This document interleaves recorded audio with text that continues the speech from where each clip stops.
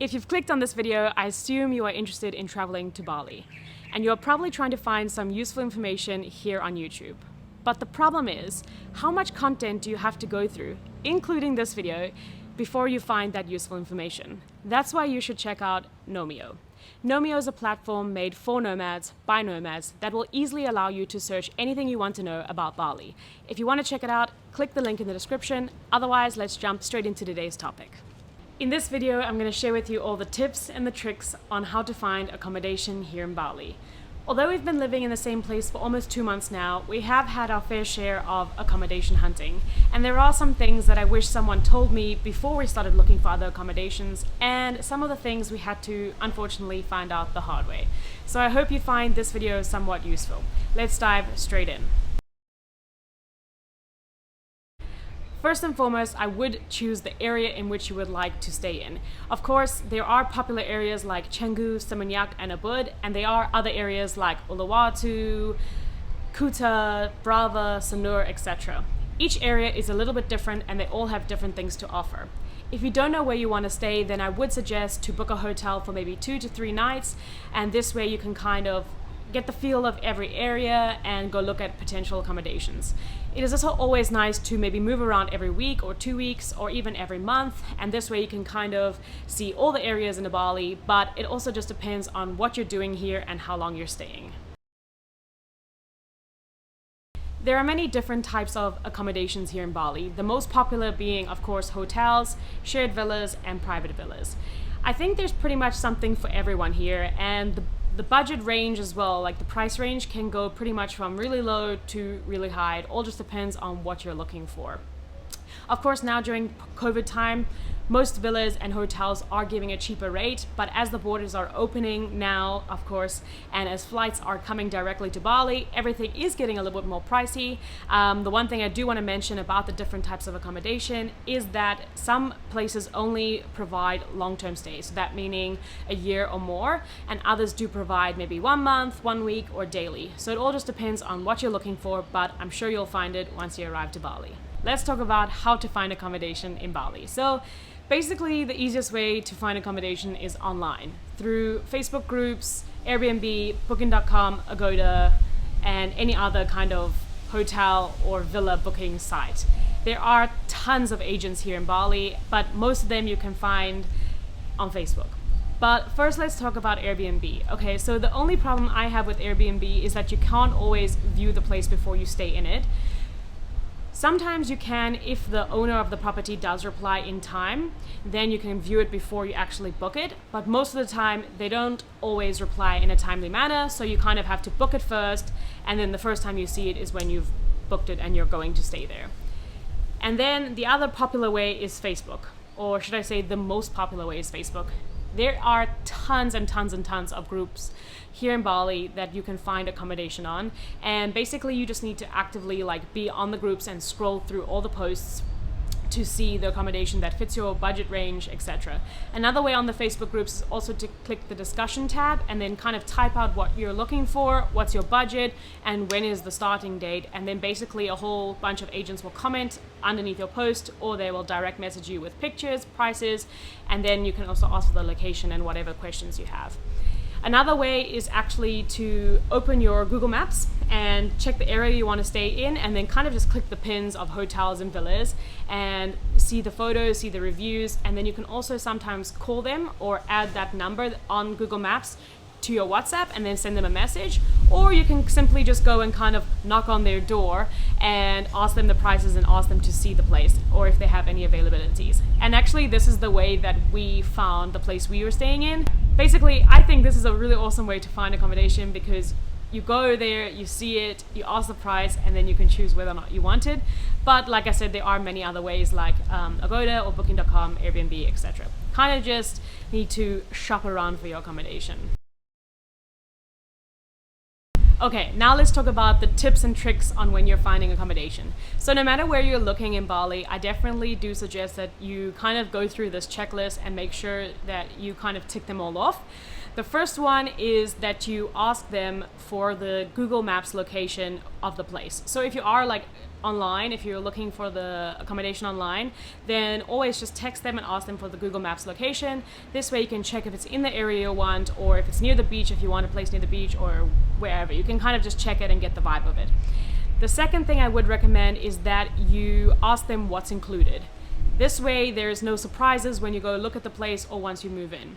I would suggest that you get a place that is kind of all-inclusive, that meaning Wi-Fi, electricity, water, cleaning, and pool maintenance, everything's included. This way it will just make your life so much easier. And the third one being that if you are looking online, I would suggest before you book it that you actually go and view it, because sometimes the pictures can be really great and then when you actually go look at the place, it's not what it looks like on the pictures. You're kind of being like catfished for accommodation. This actually happened to us. We went to go look at a place that was pretty darn great in the pictures. It was light, it was bright, there was a kitchen, there was 2 bedrooms, there was a lounge with a TV, there was pretty much everything we wanted and everything was inclusive. When we got there, the place was like down some dark alley, and then the house itself was pretty much dingy. There was only like one big window in the bedroom and then one small window in the kind of living room. Just not really a place where we wanted to stay, and as well as because it was like so far, we were just like, hell no, we're not gonna take this place. So yeah, just recommend that you personally go and view the places so that you know that this is what you want, and that like even if it's different from the pictures, you just know like, okay, I've seen the place, there was no problems, there's gonna be no surprises when I move in, I'm happy with this place, I'm gonna book it. The fourth tip is that if you do make an appointment to view a villa or a hotel or a house in advance, just before you leave to go view that place, just text the agent and make sure that like you're still on for the appointment, because sometimes they can maybe rent out the room and then like when you arrive there, they have no like time or no room to kind of show you. So this happened from us, so please learn from our mistakes. I booked a place like to view the next day, and then the next day I just like got on my bike and we went there and we drove like 40 minutes inland, pretty much in the middle of nowhere. And when I arrived there, what happened? Well, the guy said come today from 2 to 3 or 1 to 2. We're here and now it says there's no room. Yeah, So we're right here. Okay, let's go then. And I was pretty annoyed, but I knew that it was also maybe my mistake. But I also just thought that maybe the guy should have texted me and said, look, we rented out the room, so we don't have a room for you anymore. But yeah, it's kind of a first come first serve basis. Some places will ask you to pay a small deposit if you want to save it for a later time.